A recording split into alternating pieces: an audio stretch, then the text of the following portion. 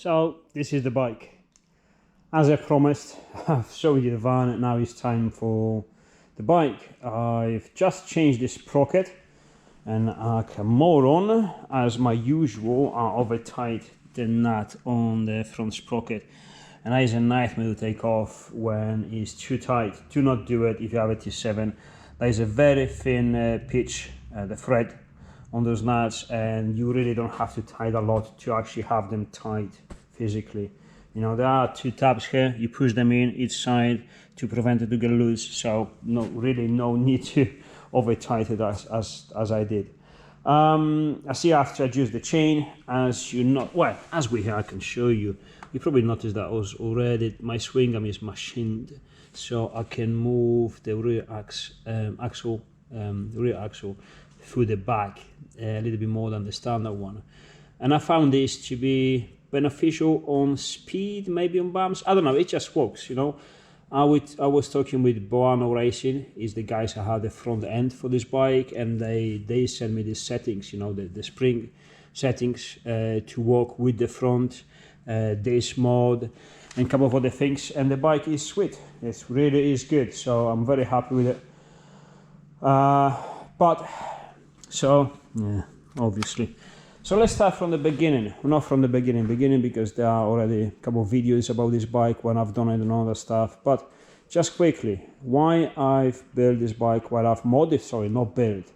I really don't like when people are saying I've built the bike and you can see it's a standard bike with the mods added to it.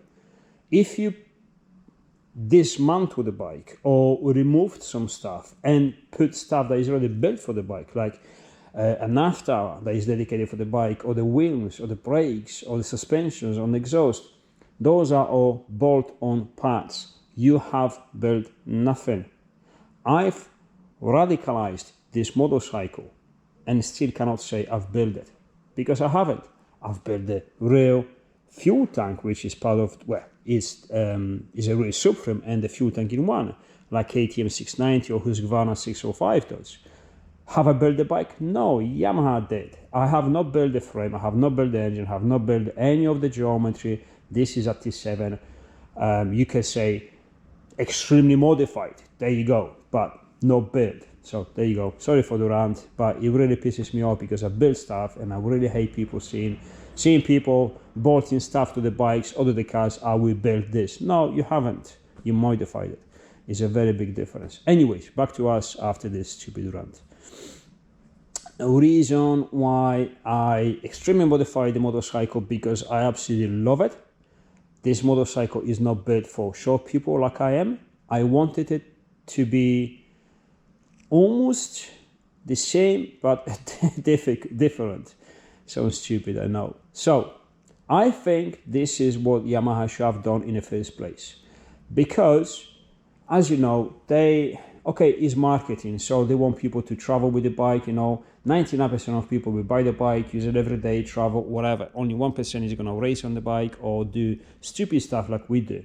You know, forget Paul Taris. Paul Taris is a phenomenal guy, you know, he's a phenomenal talent. So he's like 0.0001% of the population of this planet. There's only a few people like him.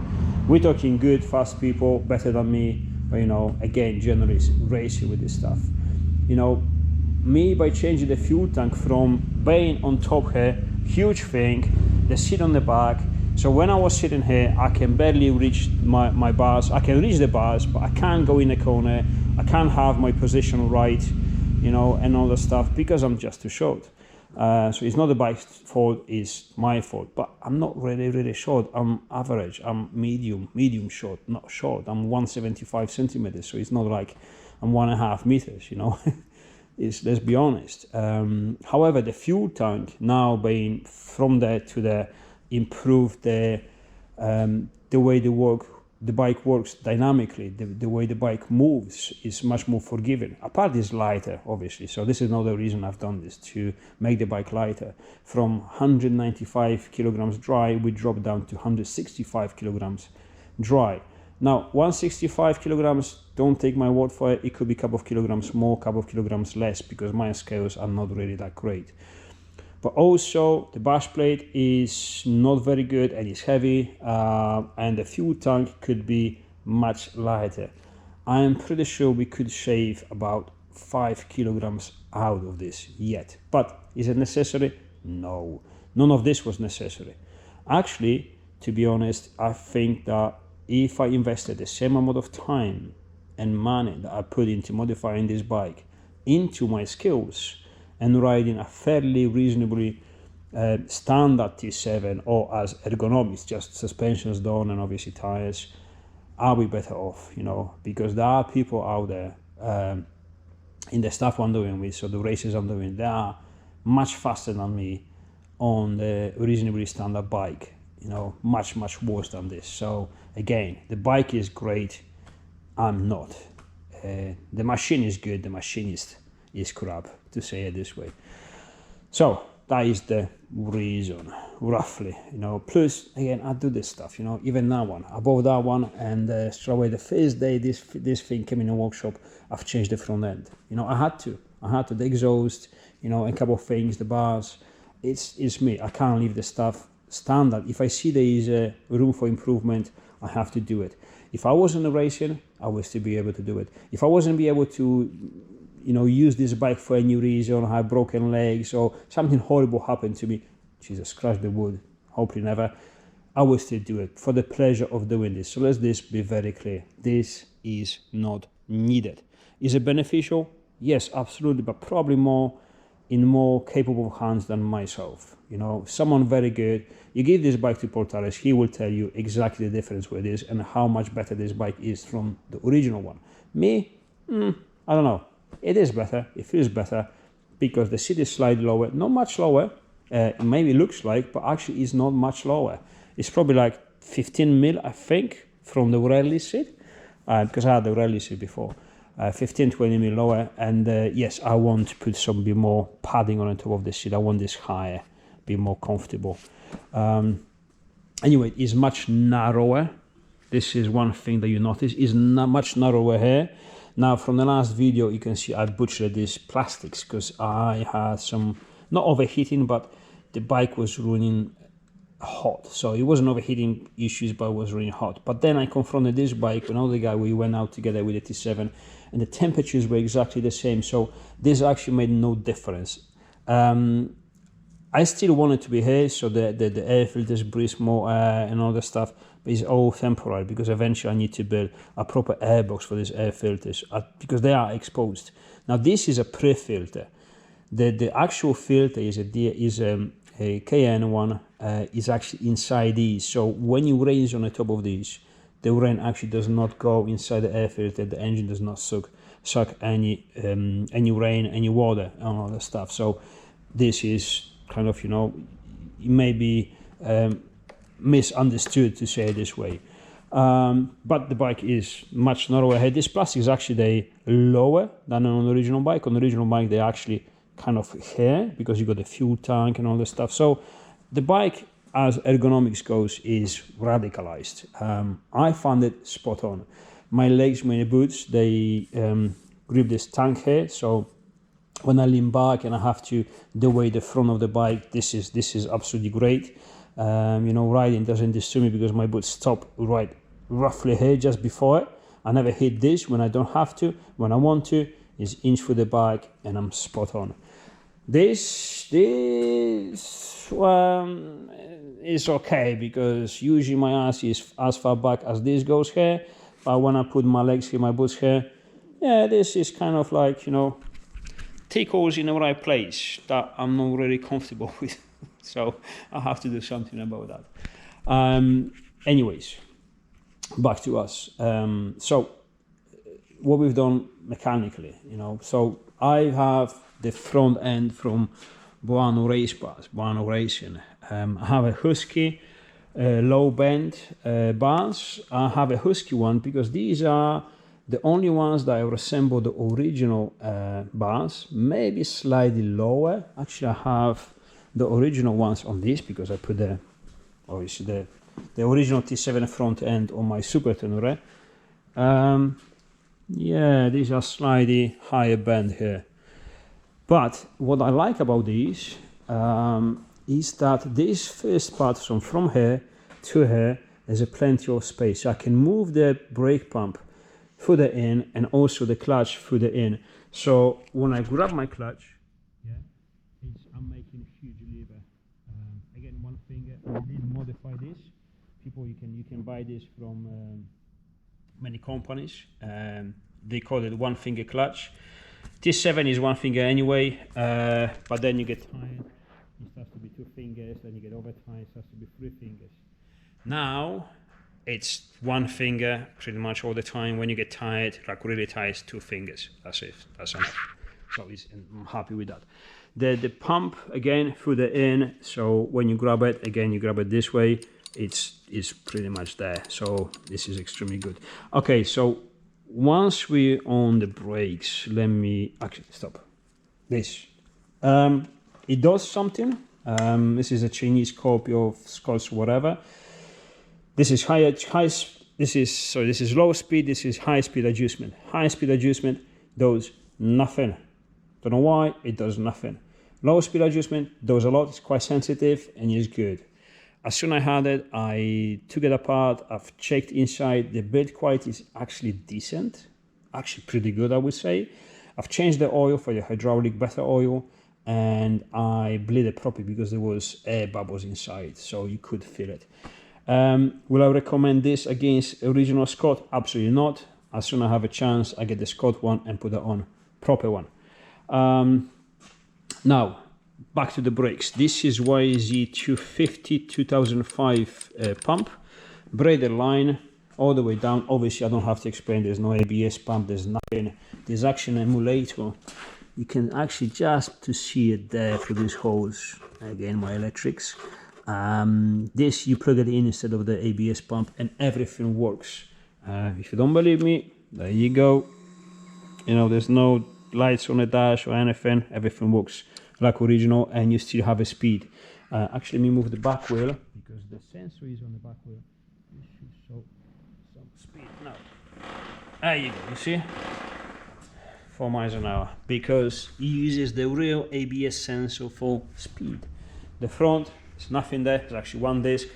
The sensor used to be here with the bow and kit. There's brackets, but it's not there.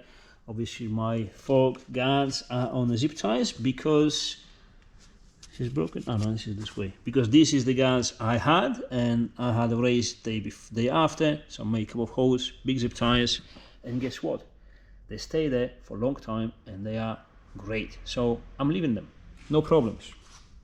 Again, brakes. So one disc, standard caliper, braided line goes from here to there. Blah blah blah.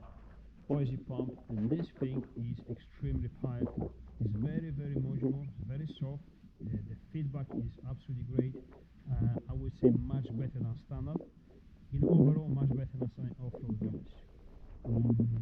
For travel with the passenger and all the stuff, no, because you're gonna have brake fade. So you're gonna overheat. I need to change the parts actually soon. You're going to overheat this thing because you put much more pressure on one caliper or one disc on one set of pads instead of two. So the braking force is exactly the same, but before it's divided on two discs. Now it's one disc, so there's more stress, more mechanical stress to it. So off-road, yes. On the road, travel, no, I wouldn't do it. High fender, this is just YZ 450 2022-2023 fender because it has this big. This actually helps a lot. And it just bolts on because again, one triple clamps just bolts on. I had to move the radiator back a little bit to put these forks on because, as you can see, there's a big difference between the bottom of the fork between the YZ forks and the T7 forks. We can actually show you on this one. This is how two they are. This part here is a big difference. It's about, I don't know, 50, 70 mil. And obviously they recover here on this side. And this is how you gain a lot of travel. These original, I think they're 305 or 300 mil travel. These here are 290. They sacrifice about 10 mil of travel for hydraulic bump stop. The bump stop is something that the standard T7 folks don't have. When you go in to reach the bump stop, to say this way, if you jump and you land, is pretty much metal to metal. It's horrible. I went on a motocross track to test the bike, and it was it was bad. It was like someone punching you in your teeth, and it's like everything transfers to the frame, to the headstock bearings. You're like, I'm not having this, so you had to go. But yeah, the forks are incredibly good. You know, Boano asks for your riding style, where you ride the bike, how much do you weight, and all the stuff, and they set the forks up for you. And then they send me the settings for the real shock absorber, which is tractive. You can see it there. I bought it from Rally Ride suspension. This is attractive. This is the 225 or 235 millimeter travel. I can't remember. However, the travel is slightly increased by sending the wheel back as much as you can, because again, is a slightly longer lever on the swing arm. So obviously, if it's here, you're gonna have like, I don't know, 10 mil less wheel travel. If you have a here, you got 10 mil more. Don't take my word for the 10 mil, just as an example. So yeah, I had to move the radiator back a little bit, because the back, obviously the wheel now goes so much up that it will hit the radiator if I don't move it. The sump is this one here. Eventually I want to put the GP Mucci sump guard, because yeah, it's strong and it's better. This one is made of cheese. You know, this is the third one I have, and I should have gone, you know, straight away with the Boano one. Okay, wheels and tires gonna wait. Let's go on the back brake. The back brake, again, because there's no ABS pump, is direct. This is YZ250 hose. It fits directly, no modifications. It's beautiful. It's working great. I don't have the reservoir for the oil. I just have this transparent tube. This is resistant to oils. This is very important. Otherwise, the .4 and .5 it will sweat out. Give me a sec, because the compressor will go on in a second. This is connected still. Shut up. I was hearing this hissing noise. It was like, So the back brake is good. The back brake is actually too good. I have these Camel ADV products, patent pending. Not good for China. Anyway, this is very strong. It works very good. I like this, although I would like this to pivot. So I think they have the new generation. You can buy the pivot itself, or I'm gonna modify it sooner or later. But anyway, this is great. It changes the pivot point on the brake. This is slightly harder than the normal, and it fixes the problem, because the normal one, the original one, doesn't always come back. And because it doesn't always come back fully, you have some, you know, you consume the parts, the oil should flow through, but it flows through only when this comes back completely inside the pump. If it doesn't do it, like on a standard T7 sometimes happens, you pretty much consume the parts, the oil goes there, it doesn't refill the pump, and this feels, you know, a bit sloppy, and you don't have a real brake. All you have to do, what I did, I actually put a couple of elastics from here to the lever, and just quickly, and that fixed the problem completely. However, now this is extremely sensitive, extremely powerful. I have to say it's actually too powerful for me, because I really have to be careful not to lock the back wheel.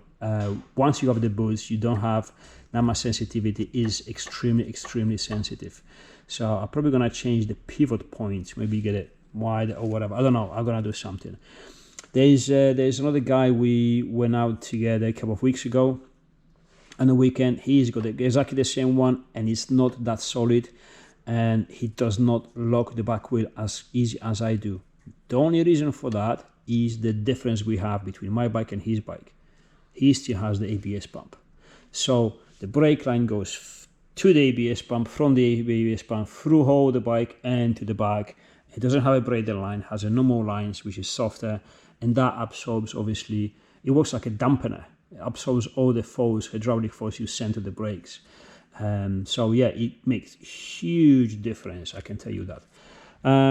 Engine covers, obviously, because obviously they're not gonna protect your engine if you slam the bike on the sharp rock or anything, but they, as you can see, they do work. You know, I would rather this being scratched and beaten up than the actual engine case.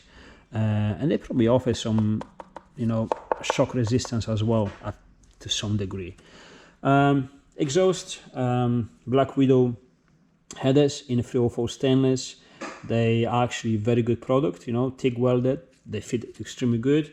This is homemade because, again, this is an Akrapovic from the R1 with the catalytic converter fitted inside here.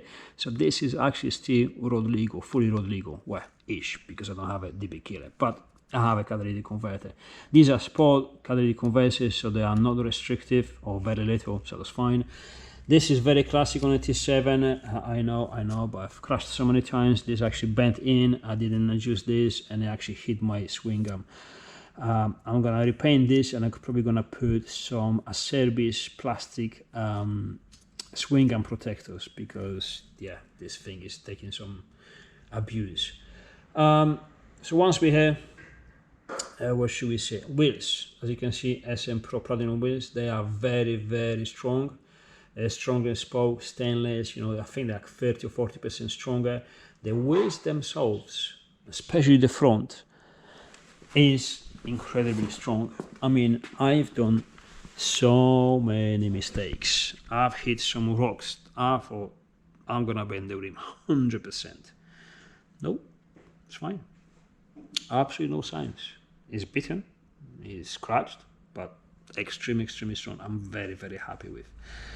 As we hit tires, Michelin Enduro Medium. I had Michelin Enduro Hard in the front before. Now I have the medium. I think I'm a little bit more happy with the medium. Hard ones, they were still good. I had a Michelin Enduro Medium on the back, and it was horrible. No, actually, sorry, it was very good as a grip goes, as a performance goes. It was very, very good. Now I've changed for the Metzler 6 days, no, Metzler Extreme 6 days or 6 days Extreme Medium, and it lasts probably 4 times longer. I'm not shitting you. This time it lasts very long for a medium. Off-road, I don't see much difference. Michelin maybe was a little bit more grippy, but again, different terrains, you know, I'm not that sensitive to feel that much of a difference. Maybe a little, but this lasts much longer. The Michelin was disintegrated with 1 race. This one has 3 races and 1 weekend out, and it's still there holding up. And I'm doing the second round of the British Rally Championship this weekend on that tire. I should really change it the other way around. I'm gonna show you in a minute, but I'm gonna leave it. I want to see. I'm really curious to see how long it's gonna last. The only thing I've noticed on that, wet tarmac, again, novice wet tarmac is not really great, but in comparison to the Michelin Enduro Medium, this is much worse, which I'm not surprised. I guess the compound is harder to obviously last that long in comparison to Michelin, but Michelin performance wise on a wet tarmac, again, a wet tarmac is not the terrain you want to look when you're doing something like this. But I've noticed that difference. This was scary. You know, I like drifting and losing the back end, but this was uncontrollable. 3rd, 4th gear, you touch the front, it just, I was driving like a spastic. I was riding the bike like a spastic on the tarmac when we went between the lanes. What else we go through? Show you everything. Oh, I'll show you the tire. Why should I rotate it? Because it's all, you know, nice and round on this shape. So if I rotate it all the way around, this is sharper on this side, and this is the thing that's gonna grip. So I should really do it. I'm not doing this because I'm lazy. There you go. That's the truth. I could say a lot of excuses, but I can't do it anymore. It's late. I'm tired. I just want to, you know, finish this, do this, and go home. All the rest of the bike is good. These grips, they're very good. Pro taper. This is like air cushions inside. They are extremely grippy and very durable. I absolutely love them. You know, when you're very tired and arm pump and everything, they almost like stick to your gloves. Incredibly good. I will never change this stuff. And if they break or whatever, I change them for another pair of these. Actually, I have them the same ones. I bought them for my Super 10. There you go. Same ones. best grips I ever had. These are Chinese ones. I actually like it because it's fully adjustable and it swivels all the way around. So yeah, it's good. It has my approval. It gets some used to it because it has this weird feeling because it's kind of flimsy. It moves, but to be honest, one day ride it and you're absolutely fine. Bike busters, they 100% worth the money. This bike is down very often. And now I'm getting slightly better. When I come off on a dodgy situation, rocks and all that stuff. Actually, I've bent this one the other day. It was bent here. This was all moved inside by about an inch. But still, everything was fine. I bent that a little, but I bent this back, put it back together, and everything fits perfectly. Still feels nice and solid. This aluminium is a good quality, so they're good, you know. You can see they took some bitting, and they are absolutely great. So if I ever gonna break them, I'm gonna replace them with exactly the same ones because they're just good, you know. When they want to give up, they just move a little, but they save the bike. My bars are still straight. I didn't have to change them. I measure them. Everything is nice and straight, so no problems there. Save everything. Now there is this thing that with these you can break your wrist, because if you come off and you have your hands trapped in and you come off, obviously they're gonna break your wrist, you know, your hands. And that is true, and that happened. I've seen that happen. Not me personally, I've seen videos and people reporting it happened. It depends what use you're gonna do. I think, I say if you do motocross, no enduro stuff, especially on the heavy stuff, and you're not really good like me, so you come off, I would not ride without them, because, you know, when this went in, if this wasn't there, this will be gone, and probably the whole pump as well. You know, it landed on big rocks. So slammed on the rocks, so it saved everything, and I was far away, so I'm not gonna carry the whole bloody pump with me. So for me, it's a go. Plus, you know, you can just put the bike down. I don't use a side stand. I just put the bike down when we have to stop somewhere. Not completely down, just against or something, you know, but sometimes, yeah, down as well. Anyways. I think that's it. Obviously, the number plate, very, very small. We all know why. If you get a big one, it's legal, but you're going to lose it, you're going to break it, you're going to crap it. So it has to be a small one. If I get a fine one day in the middle of the road, someone you get a pullover, I get a fine, you know. Better than that than actually losing the plate completely and having the fine for not having the number plate. So between the two bars, that one. Here, this is a phone holder. This is a waterproof case for the phone that Steve actually borrowed me, because I think of this rally you have to keep your notes of your timings on the special stages, and I should really have the seat with that, you know, small pocket there, but I haven't even thought about it. This is the thing. This is when you just, you know, start doing these things and discover all this stuff I didn't know. I've seen them on the bikes. I just haven't thought about it.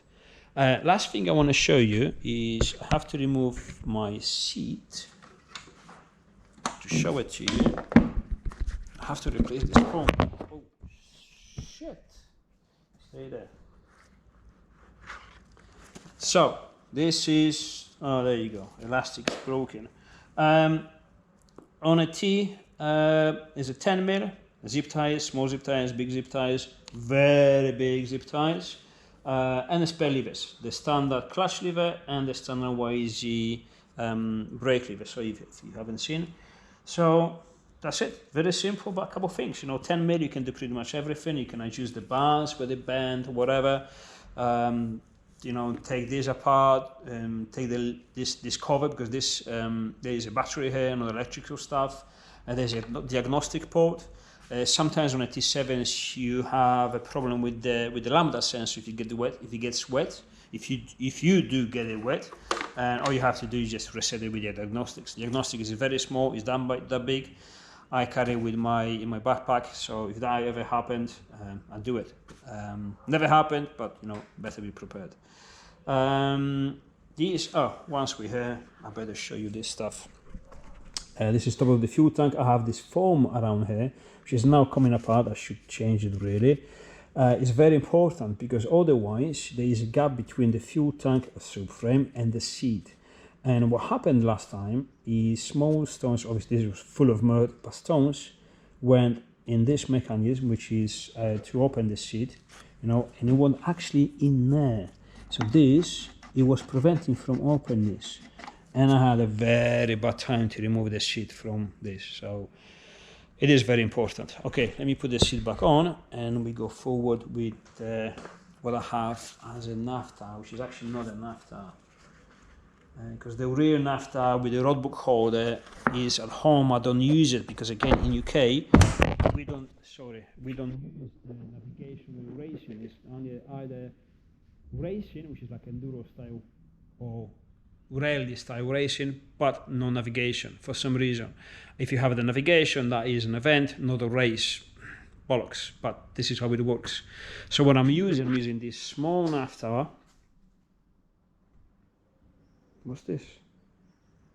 Oh, sorry, yes, my camera was playing up some auto exposure. I don't know what that is. And the lens is dirty. Oh, the cover. Sorry for that. Anyways, so it's made of plastic.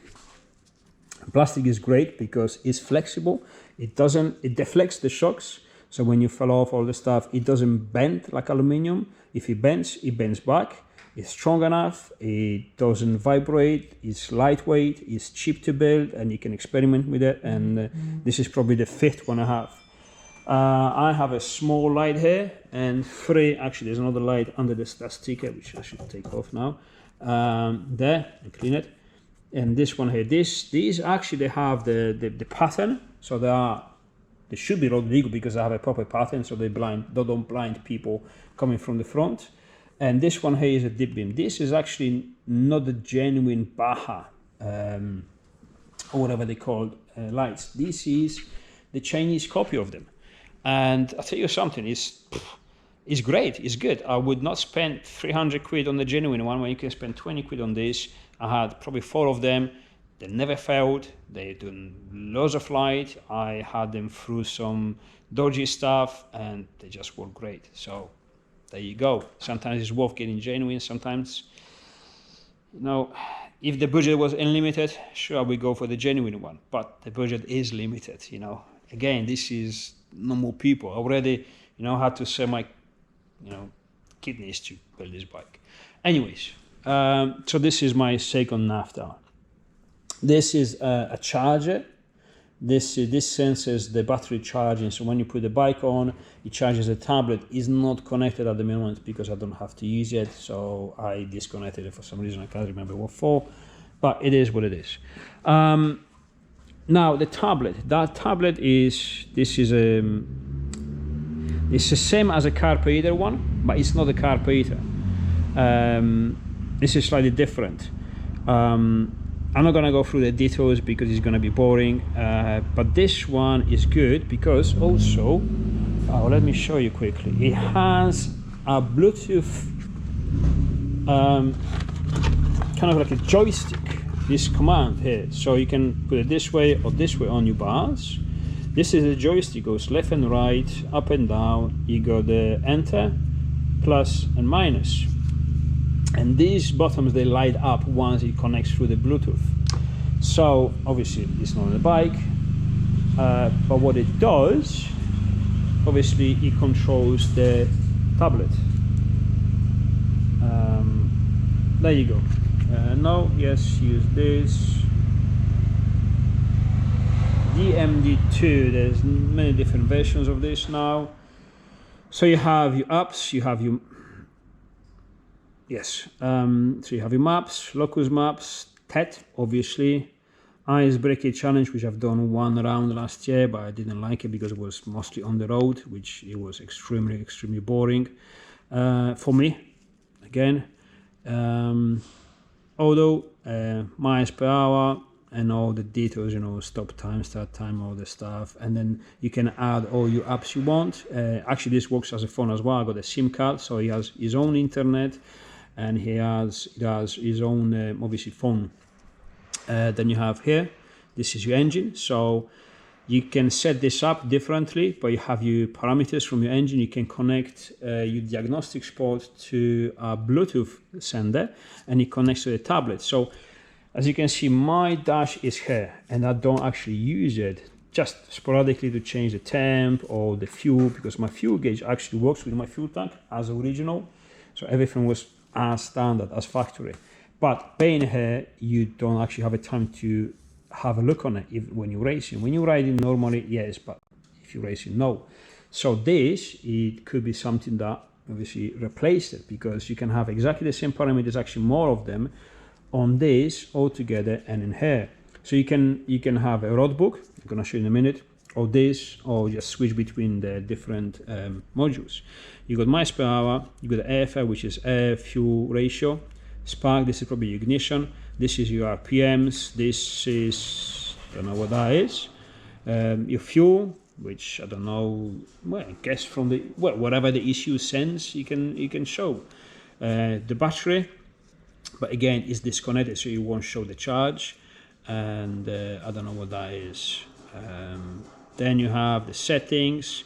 This is your road book, and the good thing about the road book, which lots of companies, lot of organizers now use the digital and the paper style road books. Some of them only digital ones, and this is one of the best devices to get it for, because you have tap here to open a file. I don't have the files, but the beauty is you have the trip masters, because usually you have to buy these devices, which they are about 350 pounds each, and you need at least 2 of them. As you can see here, partial and total, and also you have cap headings. So you're gonna spend about 600 quid just on the ICOs. The ICOs is a name of the company that makes them. So everyone uses call them ICOs, but it's actually trip masters, trip meters. They calculate your total distance in kilometers, your partial distance, and your cap heading. Cap heading is a GPS coordinates. Not GPS coordinates, sorry, is your compass, but runs by numbers. So north is both 0 and 360. Again, 360 degree. So that's north up. And it shows you numbers. So you have your cap headings. Cap heading is something you use on the, again, on your tulips, on your navigation. I can't show you because obviously I don't have a file here to load, so I can't show you, but you have your distance, your total, your partial distance, your tulips, so where to go with the arrows, something like this, similar to this, around the church and whatever, or old lady to the left. And then you have all the informations like your cap heading, so you can confirm you're going in the right direction according to your compass, and additional information like speed limit or end of your special stage or whatever. So this is good because this already is built in with all of that stuff. The problem is this is only by the GPS. So the GPS is reliable, but not always, because if you go in steep hill, you climbing, the GPS don't actually see that. It sees kind of like it shows you from the top, and you see the distance this, but if I'm traveling that way, it will not see that distance. It will only see partially that. So it's not very accurate. So I know a lot of people, while using this, they also use the one, is a trip. There's a pigeon there, look at it. It's been 3 days now. It's coming to see us. And now people use the mechanical one that actually uses a magnet sensor on the wheel, because that, rotation of the wheel is more reliable, I think. I don't know. Anyways, so this is that. You've seen this. What's this? Oh, that's just, when you reach up, when you turn it on, you can see your miles per hour and average speed and max speed. No, I'm very slow. Don't use it. This is home, and these are your maps. There you go. Map. This should be Locus maps. Yes, and then your apps and all that stuff. So this is actually very good and worth the money. And this is brightness. Look, you've seen how bright this is, okay?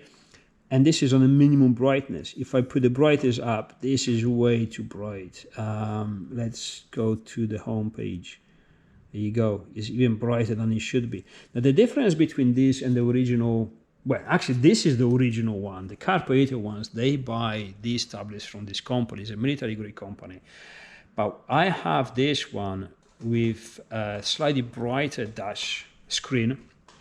They sell it at 1,000 lumens or whatever. No, it's not lumens, whatever they call. This is at 1,200.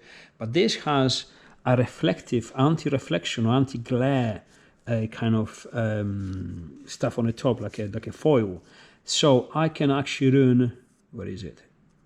The brightness at minimal, and I can see everything perfectly on the worst possible conditions with the sun directly into it.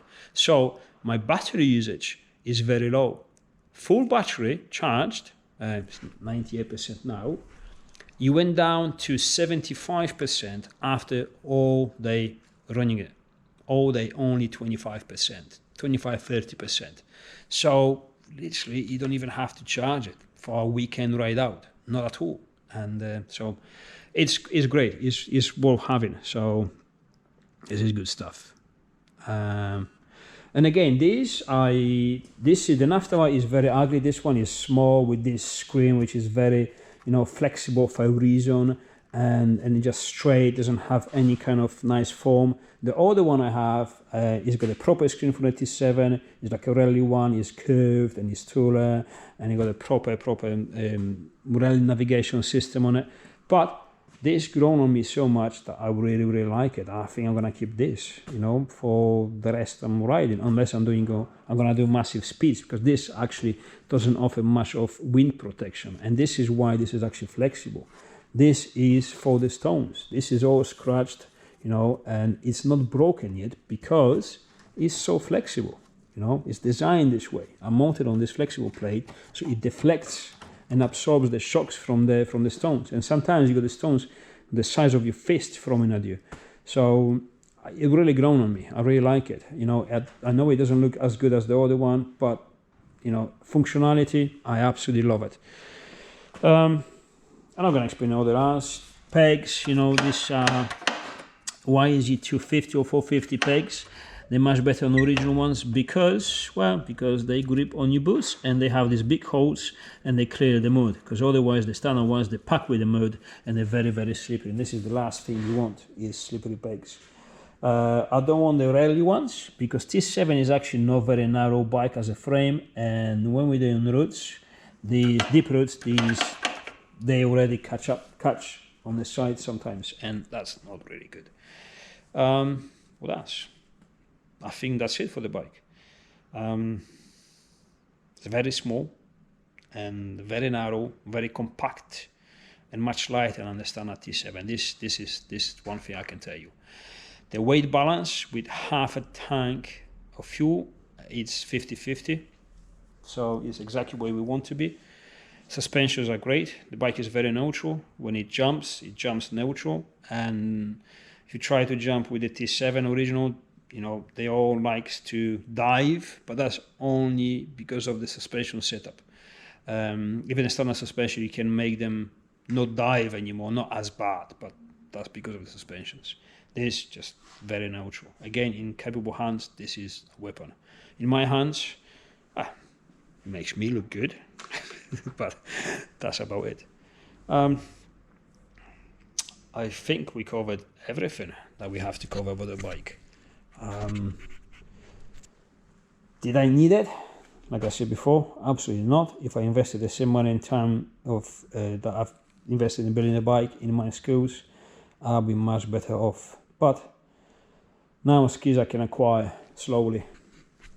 So now I'm gonna finish this, gonna put the tension on the chain, adjust the back wheel, make it in line with the front and all the stuff. Lube the chain a little because I didn't last time, and the bike is ready for next weekend racing. 3 days, actually 2 days, because today is Wednesday, we're gonna leave on Friday, and then unfortunately I can't film anything because they banned the GoPros there, so won't be able to show you anything, any onboard footage of some drama probably. But when we arrive at the site, and afternoon on Saturday, because we're racing 2 days, so gonna send updates as soon as I can. That's it. That's the overview of it around.